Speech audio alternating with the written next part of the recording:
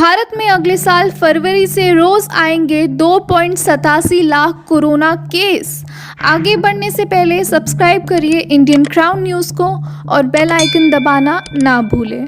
Corona virus की vaccine अगर अगले साल की शुरुआत तक हाथ नहीं आई तो भारत बेहद बुरे दौर से गुजर सकता है। Manchester institute of technology MIT के शोधकर्ताओं के मुताबिक इन हालातों में फरवरी 2021 से भारत में कोरोना वायरस के लगभग 2.87 लाख मामले दर्ज हो सकते हैं। ये स्टडी उन 84 देशों की टेस्टिंग और केस डाटा पर आधारित है जो विश्व की कुल आबादी का 60% हिस्सा है। शोधकर्ताओं ने यह भी दावा किया है कि इलाज न मिलने की वजह से दुनिया भर में कुल मामलों की संख्या 2021 में मार्च से मई के बीच में 20 से 60 करोड़ के बीच में हो सकती है। अगले साल की शुरुआत तक कोरोना संक्रमण के चलते भारत में सबसे बदतर हालात होंगे।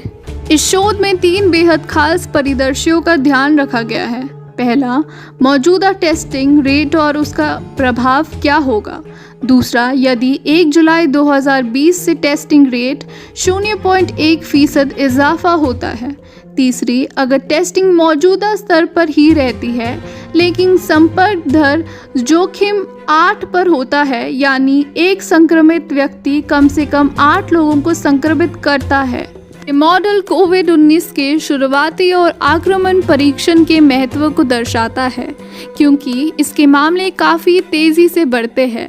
इसका मतलब यह है कि टेस्टिंग में कमी है या देरी आबादी के लिए ज़्यादा घातक साबित हो सकती। पहले सिनेरियो में मॉडल ने 84 देशों में 1.5 अरब से ज़्यादा मामले बढ़ने की संभावना व्यक्त की है, जबकि दूसरे सिनेरियो में यदि मामले 0.1 प्रतिदिन के हिसाब से बढ़े तो संख्या 1 अरब से 30 करोड़ से ज़्यादा होगी।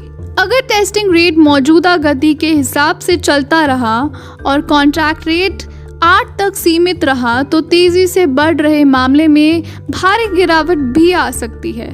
तीसरे सिनेरियो के अनुसार कोरोना वायरस पॉजिटिव लोगों की संख्या वैश्विक स्तर पर 60 करोड़ तक हो सकती है।